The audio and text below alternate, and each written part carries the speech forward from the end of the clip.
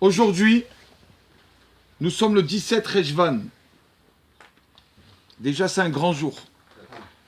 Pourquoi un grand jour? Une fois le Rav Shach, hier, la loi du Rav Shach, une fois, le Rav Shach a dit à ses élèves, aujourd'hui c'est un grand jour. Ils ont dit, pourquoi Rabbi c'est un grand jour? Il leur a dit, vous vous rendez compte, on va pouvoir parler à Hachem, 3 fois s'adresser à lui pendant l'Amida et lui dire, Baruch Ata Hachem. Donc rien que de pouvoir parler à Hachem 3 fois, c'est déjà un grand jour. Donc chaque jour qu'on peut faire notre tefila, on se lève à la synagogue, on s'adresse à Hachem, c'est un très grand jour. Mais aussi aujourd'hui, 17 Rejvan, pour ceux qui lisent un peu la paracha de temps en temps, l'arche de Noé, Tevat Noir, quand il y a eu le Maboul, quand c'est que le Maboul a commencé, quand c'est que se sont ouverts, les abîmes se sont ouverts pour que l'eau inonde le monde, quand c'est que le déluge a commencé, c'était le 17 Rejvan. Alors quoi, c'est un bon jour ou un mauvais jour? Le Maboul, c'était quelque chose de mauvais. Mais comme Hachem a promis qu'il n'y aura plus de Maboul, et donc maintenant, nos sages disent que le 17 Rejvan, tout s'ouvre, mais dans le bien. L'eau, l'abondance, l'eau s'ouvre, mais bien sûr pas pour le Maboul, pour des bonnes choses. Donc il dit nos sages 2 choses. Premièrement, c'est un jour où une personne, c'est marqué d'ailleurs une personne qui fait un contrat aujourd'hui ou quoi, il va réussir. Parce que le 17 Rejvan, il y a l'eau, les portes du ciel qui s'ouvrent. Mais pas seulement ça. Aussi, dit le Baal Shem Tov, l'eau, c'est la Torah. On sait que l'eau comparée à la Torah. Pourquoi l'eau est comparée à la Torah? Parce que l'eau, elle ne monte jamais, juste elle descend. Jamais on a vu une source qui monte, qui va vers le haut. On a juste vu une source qui descend pour montrer que la Torah réside que chez une personne qui sait se rabaisser et descendre. Les personnes qui se veulent toujours être haute ou hautaine, alors il n'arrivera pas. La Torah ne reste pas chez lui. Il ne pourra pas la garder. Donc c'est un jour vraiment, 17 Rejvan, c'est un jour vraiment spécial. Parce que s'ouvrent vraiment les portes. C'est vrai que les portes du ciel sont toujours ouvertes. Mais il y a des moments propices. Un de ces moments, c'est le 17 Rejvan. Comme Hachem a ouvert pendant le jour du Maboul, 17 Rejvan. C'est aussi la Eloula d'un tzaddik Rabbi Menachem Mendel de Kassov. Ce tzaddik là, ça fait combien? Je sais pas, 300 ans maximum. Ce Rav là, c'était un des descendants du Baal Shem Tov.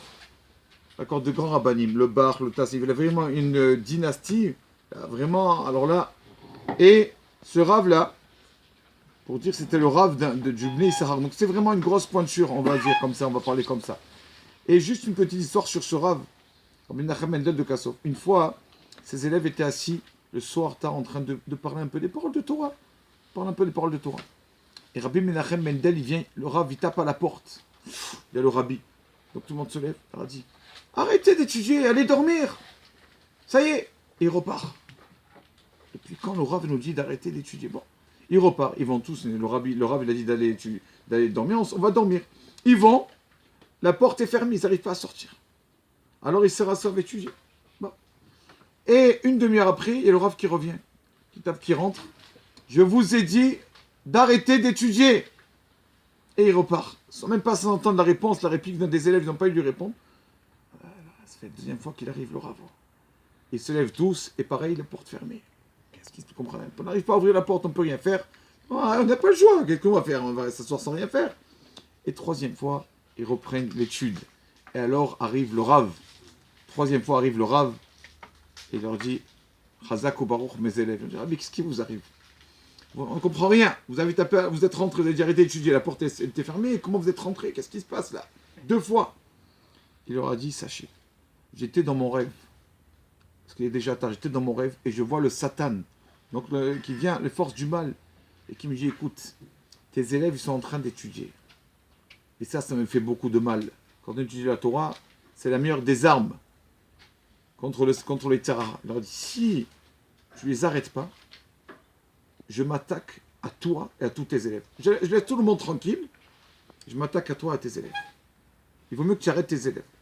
Et moi, je me suis réveillé, je dis, comment je fais? Je vais vous arrêter d'étudier ou quoi? Qu'est-ce que j'ai fait? Alors, il fait semblant devant le Satan de vous dire d'arrêter d'étudier. J'ai demandé à Hachem qui m'aide qu'après la porte ne puisse plus s'ouvrir. Donc, j'ai fait comme ça. Première fois, je dis, arrêtez d'étudier pour que le Satan me laisse tranquille. Mais après, je suis reparti, je demande à Hachem que la porte ne s'ouvre pas. Comme ça, vous pouvez étudier. 1 fois, 2 fois. Et voilà, c'est pour ça que j'ai fait tout ça, entre guillemets, tout ce cinéma.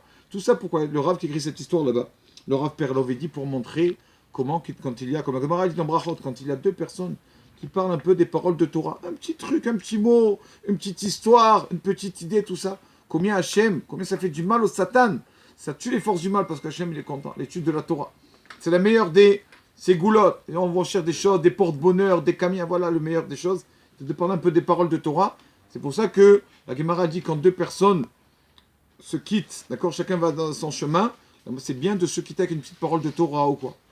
Pourquoi? Parce que premièrement, quand une personne, après, ils vont prendre leur chemin, chacun va aller, il va penser des paroles de Torah. Et deuxièmement, quand une personne étudie la Torah, c'est la meilleure des protections. Après, ils vont être dans le chemin, ils vont être protégés.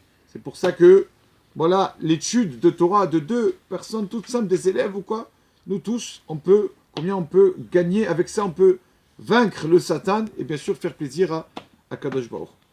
Rabbi Chamé Akashi Omer.